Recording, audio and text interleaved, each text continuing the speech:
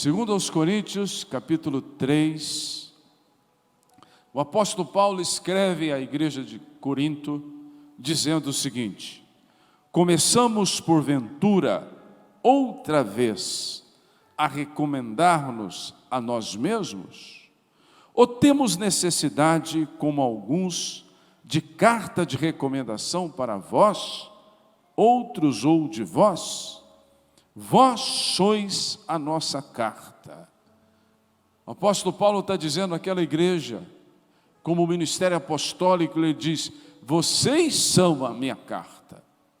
O meu trabalho pode ser visto na vida de vocês, mas ele diz o seguinte: vós sois a nossa carta escrita em nosso coração, conhecida e lida por todos os homens, estando manifesto como carta de Cristo, produzida pelo nosso ministério, escrita não com tinta, mas pelo Espírito do Deus vivo, não em tábuas de pedras, mas em tábuas de carne, isto é, nos corações. O apóstolo Paulo diz que nós somos uma mensagem de Deus, mensagem do Deus Filho. Nós somos a carta de Cristo. Quando os pastores estão ministrando, os bispos, quando eles estão aconselhando, bispos e pastores e liderança, eles estão sendo um instrumento do Espírito Santo para escrever no meu coração e no seu coração o que Deus quer para você e quer fazer através de você. Nós somos carta de Cristo, carta, escrita pelo Espírito Santo. Quando o Senhor Jesus disse, vós sois sal, Ele está afirmando, vós sois luz. Isto não depende do que eu faço, depende do que Ele já fez. Ele me deu a capacidade de salgar, e Ele me deu a capacidade de trazer luz aonde eu vivo, para as pessoas que relacionam comigo. Deus nos deu essa capacidade. E Ele quer que as pessoas vejam na minha ação e nas minhas reações o que Jesus faria se Ele estivesse fisicamente aqui. Eu sei que a igreja não é perfeita. Eu sei que nós podemos encontrar no meio da igreja o joio, seja ele na pessoa de um pastor, na pessoa de um bispo, seja ele na pessoa de um membro apenas. Aonde está o trigo, está o joio. Mas o joio não anula o que Deus determinou para mim ser. Eu sou sal e luz. Eu sou carta de Cristo. Você é carta de Cristo. Nós temos a capacidade, se mantivermos as nossas vidas no padrão que Deus estabeleceu. Deus estabeleceu um padrão de comportamento para mim e para você. Deus não abaixa o padrão dele. E esse padrão de Deus, ele é feito por valores que Deus estabeleceu. Por exemplo, santidade. Deus quer que o sal e a luz viva uma vida em santidade. Deus quer que eu e você possamos vencer o pecado, primeiro dizendo não a Ele e às suas propostas, e segundo, vivendo uma vida de vitória sobre Ele, porque quando vivemos em Cristo, a nossa alegria é maior do que a alegria do pecado, o nosso prazer é muito maior do que o pecado pode dar. Quem está entendendo, diga aleluia. Isso não quer dizer que nós não conviveremos com o joio, mas nós não faremos o que o joio faz, porque nós somos carta de Cristo. Levanta as suas mãos, fala comigo, fala, eu sou carta de Cristo. Mais alto, fala, eu sou carta de Cristo. As pessoas vão ler na minha vida a mensagem de Cristo, para manter o padrão de comportamento que Deus quer. Eu e você temos que viver em santidade. Segundo, nós temos que viver em consagração. O cristão não pode ser egoísta, o cristão não pode ser vaidoso, o cristão não pode viver cultivando o seu eu. Consagração é uma entrega ao Senhor completa. Se você é médico, seja um médico consagrado a Deus. Se você é um educador, seja um educador consagrado a Deus. Se você é um funcionário público, seja um funcionário público consagrado a Deus. Não importa o que eu faço, o que importa é se eu me consagro ao Senhor. Meu nível de comportamento, de ação diante das pessoas estarão de acordo com o que Deus estabeleceu para que sejamos na prática carta de Cristo. Quem está entendendo, diga aleluia. Outro valor que leva-nos a esse patamar de comportamento é a sujeição à palavra e à autoridade estabelecida por Deus. A pessoa fala, mas ninguém manda na minha vida. Mas ninguém quer mandar na tua vida, não. A não ser teu pai e tua mãe. E os netos mandar em avô, né? O restante. E eu não quero saber. Se a pessoa... Eu tenho um princípio comigo. Se a pessoa não gosta de mim, eu não vou dar o dissabor para ele de estar presente. Não vou. Me afasto mesmo. E continuo orando pela pessoa. Então eu não quero ter a responsabilidade de estar sobre alguém que não quer se sujeitar. Mas se eu e você queremos estar debaixo da proteção de Deus, presta atenção no que eu vou dizer, irmãos. Quem está comigo aqui? Levanta a mão, por favor. Presta atenção. O mundo espiritual não é místico. Pessoas pensam, tem anjo andando aqui em cima com espada. Tem mesmo.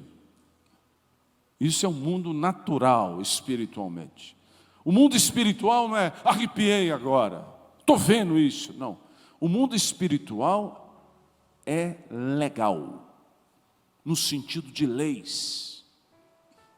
Como nós temos leis da terra, o mundo espiritual, ele é feito por leis espirituais. E uma delas é a sujeição à autoridade delegada por Deus, traz a minha proteção de Deus. Hoje de manhã um casal me procurou aqui, casal excelente, e eles estão vindo à igreja já há um ano, e a pessoa está em depressão. Eu perguntei a ele, você está sujeito espiritualmente a um dos pastores e bispos? Ele falou, não, eu estou um ano aqui, mas eu não sabia disto. Eu falei, então você vai procurar tal pastor, e você vai começar a receber a oração dele, e ele vai começar a te orientar, e você vai ver que espiritualmente você estará protegido. Isso não quer dizer que suas guerras acabarão, mas você terá mais um mecanismo dado por Deus para vencer esse gigante da depressão. Porque o mundo espiritual é feito de leis. Quem está entendendo, diga aleluia, né? Para que eu possa me manter nesse padrão de carta de Deus, escrita pelo Espírito Santo, eu tenho que ter santidade, consagração. Isso são posicionamentos que eu tomo, não que Deus me dá. Eu tenho que tomar esses posicionamentos. Deus não me faz santo, Deus não me faz consagrado, e Deus não me faz com o coração disposto ou decidido a se sujeitar. Eu faço uma escolha e tomo essa decisão. Quem está entendendo, diga aleluia. Quarto, para que eu seja a carta de Cristo, eu tenho que aprender a reconhecer e a honrar aqueles que Deus usa para me abençoar. Tem pessoas que não sabem o que é gratidão. Há 30 anos atrás, pregando essa mensagem, alguém me procurou e falou: fulano de tal, falando da minha pessoa, ele falou: o senhor foi muito usado por Deus na minha vida. Eu vou mudar de igreja, mas o senhor foi como um anjo. Eu olhei para ele, ele foi embora. Gosta de mim, fui usado e fui um anjo, tchau. Eu pensei comigo, essa mensagem está errada. Primeiro, eu não sou anjo. Eu sou um ser humano cheio de problema, mas que estou vencendo em nome do Senhor Jesus, né? Por que essa pessoa disse que eu sou um anjo? Porque se eu sou um anjo, ele não precisa reconhecer e nem honrar a mim. Anjo não se reconhece nem honra. Ele quebra o princípio de lealdade, ele quebra o princípio de fidelidade, e ele manda na vida dele e faz o que quer. Enquanto esse anjo aqui pode ajudá-lo, ele fica. Quando esse anjo não pode, ele procura outro anjo. E Deus jamais honra quem não sabe honrar. E Deus jamais reconhece quem não sabe reconhecer. São valores. E o último valor dentro desse padrão que Deus estabelece, para que nós sejamos cartas, é pessoas que decidem amar. Amor não é sentimento. Amor é uma decisão. Senhor Jesus disse: se vocês não amarem, vocês não serão meus discípulos. Eu imagino João olhando para Pedro. Pedro era uma personalidade, tinha uma personalidade oposta de João. Era falante, falava demais, era sanguíneo e tinha um pouco de colérico. João já era mais fleumático, amoroso. E o Senhor falou: quem não me ama não é meu discípulo. Ele deve ter olhado para Pedro e falou: eu tenho que amar essa, né? Sim, amor é uma decisão em aceitar e suportar e crer no próximo. Quem quer amar? Quem quer amar? Levante bem alto a sua mão e fala: Senhor Deus, me ajuda a colocar em prática os valores que o Senhor estabeleceu, para que eu seja realmente carta de Cristo. Agora, como carta de Cristo, Deus já nos deu alguns atributos que estão nele. Ele deu a mim e a você. Ele deu a você e a mim. Primeiro atributo, abre a sua Bíblia em Romanos capítulo 8, verso 15, diz assim: portanto não recebestes o espírito de escravidão para viverdes outra vez atemorizados. O apóstolo Paulo diz que eu e você que somos carta de Cristo, não precisamos viver amedrontado. Quem quer vencer o medo? Quem quer vencer o medo? Levanta as suas duas mãos, fala: em nome do Senhor Jesus, eu declaro agora, é minha herança, o Espírito que me liberta da escravidão do medo. Aleluia, né? Ele diz aqui, presta atenção no que ele diz: porque não recebeste o espírito de escravidão para viverdes outra vez atemorizado, mas recebeste o espírito de adoção, baseado no qual clamamos: Abba, Pai. O espírito da adoção. Deus, através de Cristo Jesus, nos adotou. O Espírito Santo mora em nós. E por isso nós temos que tomar cuidado para andar dentro dos valores que eu comentei contigo, porque senão nós vamos entristecer o Espírito Santo. No livro de Filipenses diz: não entristeçais o Espírito Santo. O Espírito Santo é o selo que eu fui adotado, que eu tenho o espírito não da escravidão, que me levava a viver uma vida de medo, mas eu tenho o Espírito de Deus, eu sou filho de Deus. Olha o que diz aí, verso 16: por isso o Espírito testifica com o nosso espírito que somos o que, irmãos? Quem é filho de Deus aqui? Levanta bem alto as suas mãos e diga: eu sou filho de Deus. Mais alto, fala: eu sou filho de Deus. Eu fui adotado. Agora diga bem forte, fala: o diabo não pode anular a adoção que o Senhor fez na cruz do Calvário. Eu sou filho, aleluia. Eu sou filho, eu fui adotado. E mais, como filho ele fez de mim carta de Cristo. E olha o que diz o verso 17: ora, se somos filhos, somos também o quê? Herdeiros, herdeiros de Deus e co-herdeiros com quem? Com Cristo Jesus. Levanta a sua Bíblia, levanta bem alto, bem alto, bem alto, bem alto, bem alto, bem alto. Diga bem forte comigo: ninguém pode anular o que está escrito. Além de filho, Deus me fez herdeiro, co-herdeiro com Cristo, de todas as coisas que Deus criou. Aleluia! Eu já disse aqui e falei esses dias lá em São Paulo. Eu nasci em uma cidade chamada Franca. Franca, ela fica no estado de São Paulo, mas ela fica muito próximo de Minas. Franca fica 150 quilômetros de Uberaba, aí atravessa para Minas. Então eu sempre brincava lá, falava: olha, aqui nós não somos paulistas, nós somos metade paulista, metade o quê? Mineiro, né?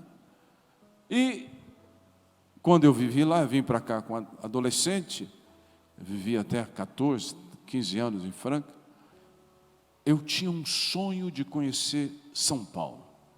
São Paulo. Aí, nunca consegui em São Paulo. Nunca. Meu pai tinha uma boa condição financeira e de repente perde tudo. Aí eu vivia do favor dos irmãos do meu pai, né? Eles tinham acesso aos clubes e faziam aquela carteira de visitante para mim. E veio sobre mim a síndrome do patinho feio. Quem conhece a síndrome do patinho feio? Síndrome, né? Tudo de bom acontece com o outro, e comigo tudo de ruim. Quem já teve isso? Quem é ser humano aqui? Levanta a mão. Talvez tenha anjo aqui, eu não sei, né? Cresci com esse sentimento, a síndrome do patinho feio. Quando eu me converti, a conversão, e você sabe disso, ela não muda a sua natureza da noite para o dia. É ou não é? Deixa eu só fazer uma pergunta aqui. Quem tem raiva aqui? Pelo menos umas 3 manifestações de raiva por dia. Levanta a mão. Não, 3 dá 10. Levanta. 15, irmão. 20, irmão. Se for depender das manifestações de raiva que você tem, você não estava salvo mais. Não é assim? A gente vai aproximando de Deus e vai diminuindo isto. Vai acontecendo o quê? Repita comigo, transformação. Então, eu vim para Cristo, mas a minha natureza veio também. Legalmente em Cristo, eu sou nova criatura, mas o que é legal precisa vir para o dia a dia. Aí é um processo. Aí eu vim para a igreja com a síndrome do patinho feio. O irmão que estava do meu lado era abençoado e eu não. E eu ficava assim: Deus não me ama. Eu estou aqui, mas eu tenho que ficar porque eu sou salvo, já basta. Prosperidade, bênção e cura para o irmão do lado. Eu não mereço. Até o dia que esse texto saltou nos meus olhos. O filho por adoção, é o filho que os pais escolhem, é o filho do coração. A palavra diz que o Senhor nos adotou, com todas as síndromes que nós possamos ter, com todas as fraquezas que nós possamos ter, com todos os defeitos que nós possamos ter. Deus falou: eu te amo, vou tirar você do inferno, vou fazer de você co-herdeiro com Cristo. Isto é meu direito, isto é seu direito. Eu e você somos carta de Cristo, precisamos tomar essas posições que eu te falei, mas Deus já nos deu a certidão de filho e de herdeiro, e ninguém pode tomar a sua herança. Você é herdeiro de Deus. Tudo que Deus criou te pertence, tudo que Deus criou me pertence. A sabedoria de Deus é sua, a habilidade de Deus é sua, a capacidade de ver como Deus vê as situações também é sua, a autoridade de Deus está sobre a tua vida, e por isso você é muito mais do que vencedor. Ou eu ando de acordo como eu me vejo, ou eu ando de acordo como Deus me vê. Eu posso até me sentir que sou um patinho feio, eu posso até me sentir que eu não mereço, mas essa é a minha visão. A visão de Deus não é essa. Quando Deus olha para você, olha para mim, Ele vê o sangue de Jesus sobre nós e nos vê em Cristo, e Ele diz: você é meu filho e é meu herdeiro, e eu vou te dar tudo o que eu posso te dar em herança. Você crê? Põe a mão no teu coração e outra você levanta. Fala: toda voz maligna que tenta amarrar a minha vida, que tenta fazer de mim um escravo, eu digo: cala-te, eu sou filho, esse é meu direito, eu sou herdeiro, esse é meu direito. Satanás, saia de perto de mim, em nome do Senhor Jesus. Aleluia. Deus me deu esse direito.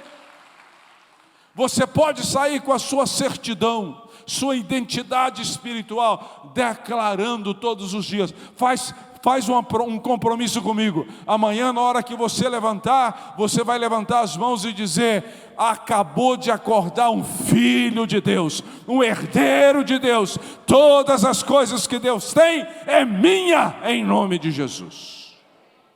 Aleluia. Fala para o irmão que está perto de você, fala: não esqueça, não permita que esse sentimento de escravo permaneça dentro de você. Você é filho.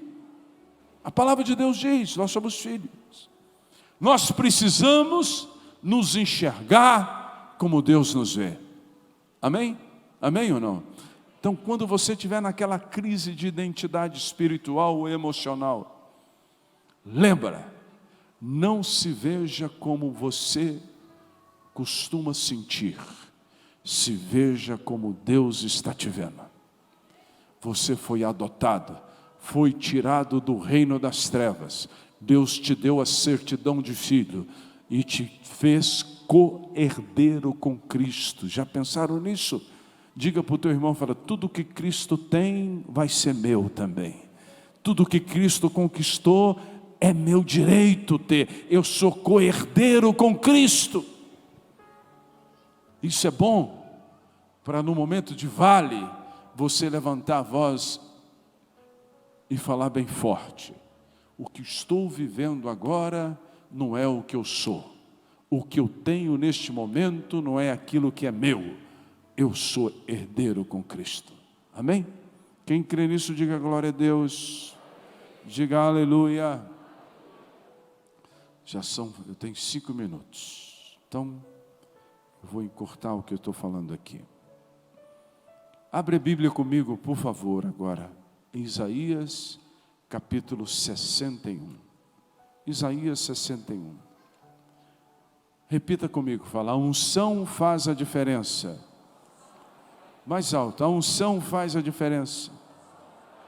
Mais forte, fala: a unção faz a diferença. Isaías capítulo 61, o Senhor Jesus diz assim, o profeta Isaías diz a respeito de Jesus, verso 1, o Espírito do Senhor Deus está sobre mim, porque o Senhor me ungiu para pregar boas novas aos quebrantados, enviou-me a curar os quebrantados de coração, a proclamar libertação aos cativos e pôr em liberdade os algemados. Em 1 João diz que o Senhor nos ungiu, nós temos a unção. O que é a unção? A unção é uma liberação do Espírito Santo sobre nós, de força e de autoridade. Isso é unção. A unção é para realizações. Você vê, o Espírito do Senhor me ungiu para fazer isso, fazer isto, fazer isto e fazer isto. A unção é a capacitação para realizar. Isto nós já temos. É nosso direito. Foi nos dado. Levanta bem alto as suas mãos e fala comigo. O Espírito do Senhor me ungiu. Fale alto, fala, o Espírito do Senhor me ungiu. E eu vou andar nesta unção, vou realizar nesta unção, porque eu sou carta de Cristo. Amém? Amém ou não? O Espírito do Senhor me ungiu. Estou olhando para o relógio, presta bem atenção no que eu vou dizer aqui, por favor não perca. Agora, abre sua Bíblia comigo em Juízes, capítulo 16. Abrindo a Bíblia, fale alto, fala, a unção faz a diferença. Está baixo, a unção faz a diferença. Novamente, a unção faz a diferença. Aqui no livro de Juízes, capítulo 16, conta a história de Sansão. Sansão, quem já ouviu a história de Sansão? Levante a mão. Sansão era um homem que tinha cabelos compridos e era muito forte. Interessante, rapidamente, olha o verso 15, diz assim: então ela lhe disse, como dizes que me amas, se não está comigo o teu coração? Já 3 vezes zombaste de mim, e ainda não me declarasse em que consiste a tua grande força. Esta mulher, chamada Dalila, foi uma enviada do diabo para descobrir a força de Sansão e para destruir o que produzia aquela força. A unção que está sobre nós, os demônios produzem situações para tirar esta unção das nossas vidas. E só tem uma maneira dele tirar, porque ele não tem poder para tocar na unção de Deus. Se ele negociar conosco e nos levar, se nós negociarmos com ele, desculpa a colocação, e nós cedermos aquilo que ele está falando, e entregarmos a ele aquilo que é o diferencial das nossas vidas. E a Bíblia diz aqui, importunando ela todos os dias, com suas palavras, e molestando, apoderou-se da alma dele uma impaciência de matar. Descobriu-lhe todo o coração e lhe disse, nunca subiu navalha na minha cabeça, portanto sou nazireu de Deus, desde o ventre da minha mãe. Se vier a ser rapado, iriar-se de mim a força, e me enfraquecerei, e serei como por qualquer outro homem. Ouça, olha aqui para mim, irmãos. A Bíblia diz que o diabo anda em derredor de nós, procurando um motivo para destruir aquilo que é o diferencial nas nossas vidas. Ele usa pessoas, ele usa situações, e aqui ele usa uma mulher, e Sansão diz a ela, é o meu cabelo? A unção está no meu cabelo e por isso eu sou forte. Ele cedeu ao encanto que estava sobre aquela senhora e o levou a desprezar a unção de Deus. O pecado, quando a pessoa se envolve com ele, você está dizendo: a unção não é importante para mim. O importante para mim é satisfazer o desejo dos meus olhos, do meu coração. Meu irmão, não faça isso. Deus já te deu a unção. E eu e você temos esta unção. Hoje Deus vai renovar a sua unção.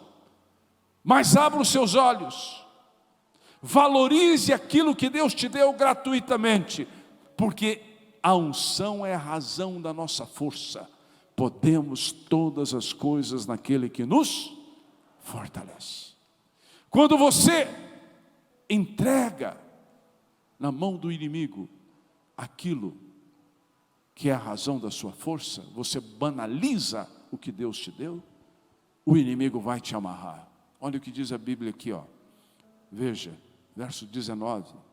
Então Dalila fez dormir Sansão nos joelhos dela, e tendo chamado um homem, mandou rapar-lhe as 7 tranças de cabelo da cabeça. Passou ela a subjugá-lo, retirou-se dele a sua força, e disse ela: os filisteus vêm sobre ti, Sansão. Tendo ele despertado do sono, disse consigo mesmo: sairei ainda esta vez como antes, e me livrarei, porque ele não sabia que ainda que já havia o Senhor se retirado dele. O Senhor retirou quando o cabelo foi o quê? Cortado. Olha o verso 21. Então os filisteus pegaram nele e lhe vazaram os olhos, e fizeram descer a Gaza, amarrando-o com suas cadeias de bronze, e viravam no moinho do cárcere. Verso seguinte: o cabelo da sua cabeça, logo após ser rapado, começou o quê? A crescer. De novo. Sabe por quê? Sansão se arrependeu do que fez. O arrependimento de Sansão, e a Bíblia descreve nos versos seguintes, leva o cabelo a começar a crescer, e a força volta, e ele morre, mas ele mata todos os filisteus. Deus quer que eu e você valorizemos o que somos e o que Ele nos deu. Quem quer valorizar a unção de Deus na sua vida?